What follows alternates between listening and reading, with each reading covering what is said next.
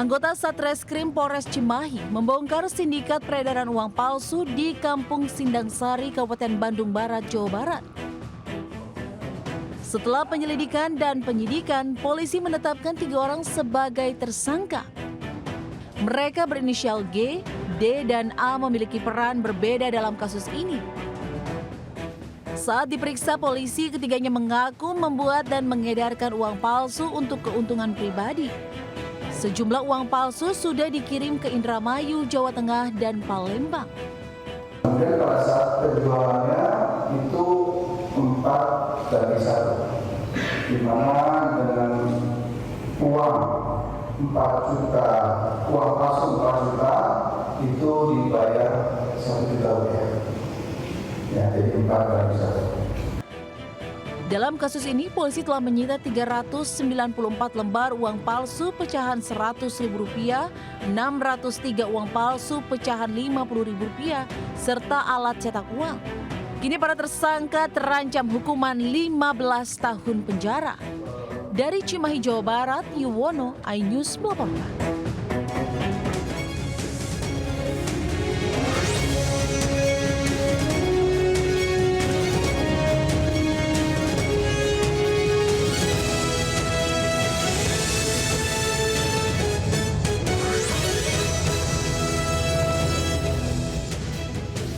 Assalamualaikum warahmatullahi wabarakatuh. Selamat pagi pemirsa. Selain 2 berita tadi, kami juga hadirkan sejumlah berita lainnya. Bersama saya, Kevin Pakan. Inilah Jurnal Lintas iNews Pagi selengkapnya.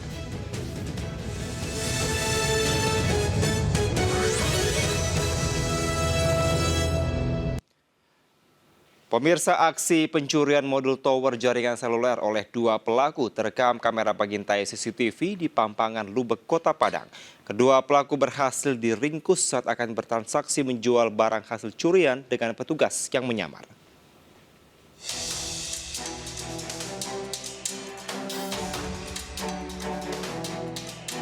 Dua pelaku pencurian modul tower jaringan seluler berhasil diringkus tim Klewang Satreskrim Polresta Padang saat akan bertransaksi menjual barang bukti kepada seorang anggota polisi yang menyamar sebagai pembeli. Sebelumnya, rekaman CCTV memperlihatkan 2 pelaku turun dari atas tower membawa modul pemancar sinyal yang berisikan kawat tembaga di daerah Rampangan, Lubek, Kota Padang. Para pelaku berlagak seperti petugas tower provider yang sedang memperbaiki kerusakan. Dari kedua pelaku, polisi menyita barang bukti curian berupa modul atau penangkap sinyal. 2 pelaku dan barang bukti selanjutnya dibawa ke Polresta Padang untuk pemeriksaan dan proses hukum lebih lanjut. Di daerah Gadot, Kecamatan Luki, untuk pelaku kita amankan beserta barang bukti dan kita bawa ke Mako Polresta Padang. Itu juga terekam CCTV atau bagaimana nih, Pak? Untuk pelaku terekam CCTV. Para pelaku beraksi mencuri sebuah modul tower jaringan seluler di 2 lokasi yang berbeda. 2 orang lainnya dalam pengejaran petugas. Atas kejadian pencurian tersebut, pihak provider mengalami kerugian hingga puluhan juta rupiah dan sempat terjadi gangguan sinyal salah satu provider beberapa hari di Kota Padang. Dari Padang, Sumatera Barat, Budi Sunandar melaporkan. Pemirsa, buron selama 3 bulan, seorang remaja pelaku penyerangan warga dengan senjata tajam di Makassar, Sulawesi Selatan akhirnya ditangkap. Pelaku mengaku sedang mencari musuhnya yang tinggal di sekitar permukiman.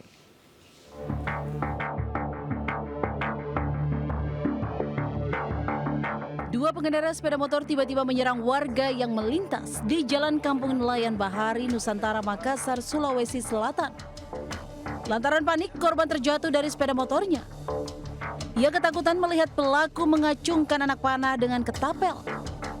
Di tengah kepungan pelaku, korban melawan sambil menyelamatkan diri. Akibat penyerangan itu, korban terluka di pinggang dan paha.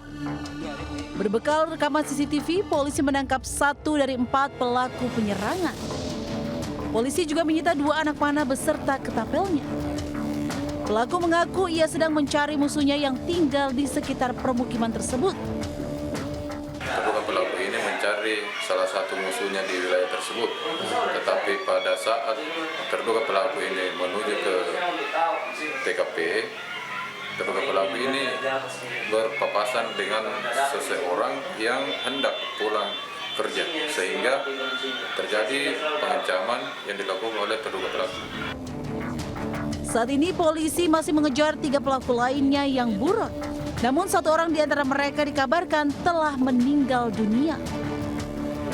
Dari Makassar, Sulawesi Selatan, Wahyu Ruslan, iNews melaporkan. Diduga rebutan lelaki, seorang wanita menganiaya rekan kerjanya sendiri di Maros, Sulawesi Selatan. Mirisnya aksi penganiayaan disaksikan rekannya sekaligus merekam penganiayaan tersebut.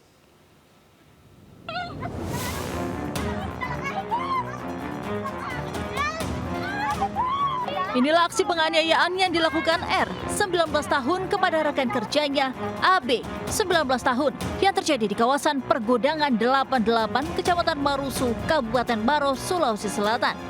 Awalnya, mereka janjian untuk mengklarifikasi permasalahan terkait seorang pria. Namun, klarifikasi berubah menjadi aksi kekerasan setelah pelaku meminta untuk memeriksa ponsel korban, tetapi tidak diizinkan. Pelaku yang naik pitam langsung menyerang korban hingga korban terjatuh. Pasca kejadian, tim Satreskrim Polres Maros yang menerima laporan dari korban akhirnya mengamankan pelaku di kediamannya. Dari hasil pemeriksaan, pelaku nekat menganiaya korban akibat persaingan asmara.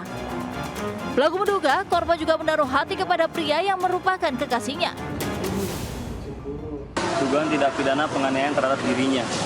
Setelah tim menelusuri melakukan penyelidikan, rupanya penganiayaan ini dilakukan oleh salah satu temannya yang merupakan diduga adanya perselisihan terkait dengan hubungan asmara dengan seorang pria. Akibat kejadian ini, korban mengalami luka robek di bagian pipi dan pelipis matanya, sementara pelaku masih diperiksa secara intensif di Mapolres Maros untuk proses hukum lebih lanjut. Dari Kabupaten Maros, Sulawesi Selatan, Wahyu Ruslan, iNews melaporkan. Dalam kasus judi online melibatkan pegawai Komdigi, Polda Metro Jaya tangkap 24 orang dan menyita uang 167 miliar rupiah. Jurnal Lintas iNews Pagi segera kembali.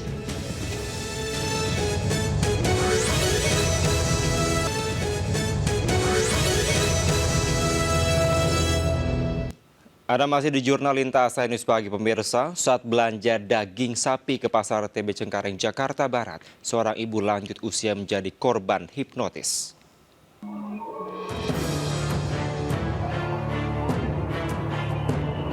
Seorang lansia warga Cengkareng, Jakarta Barat menjadi korban penipuan dengan modus gendam di Pasar TB Pedongkelan, Cengkareng, Jakarta Barat. Dari rekaman CCTV, pelaku yang merupakan seorang wanita mengajak korban masuk ke mobil untuk memberi bantuan pengobatan mengusir roh halus. Pelaku meyakinkan korban membawa uang tunai serta perhiasan yang dibungkus koran untuk didoakan. Usai berdoa, korban tidak boleh membuka bungkusan selama 1 minggu. Namun setelah dibuka, ternyata berisi terigu dan tisu.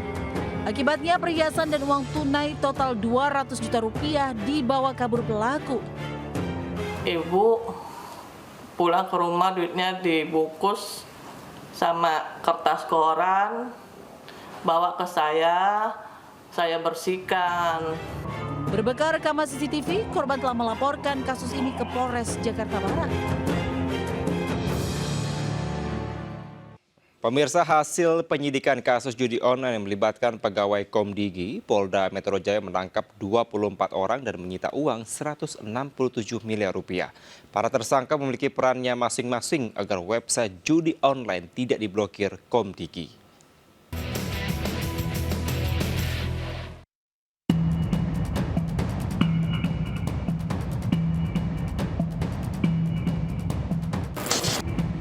Hasil penyidikan kasus judi online membeberkan bagaimana karyawan Komdigi melindungi ribuan situs judol. Polda Metro Jaya menetapkan 24 tersangka dan mengungkap peran tiap tersangka. Tim mengamankan BN dan A sebagai pengelola website judi online Sultan Menang, lalu menitipkan website tersebut kepada 9 orang oknum pegawai Komdigi agar tidak diblokir.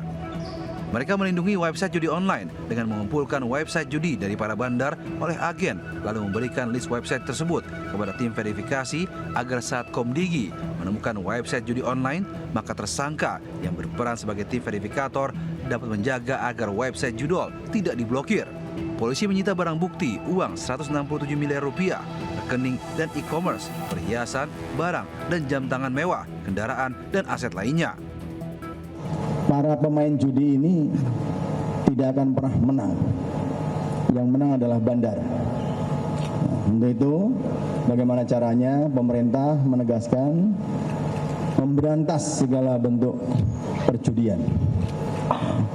Dan judi online ini tidak seperti judi konvensional. Ya, bisa dilakukan dari rumah, di mana aja, dan dengan cara-cara pengalihan uang secara digital.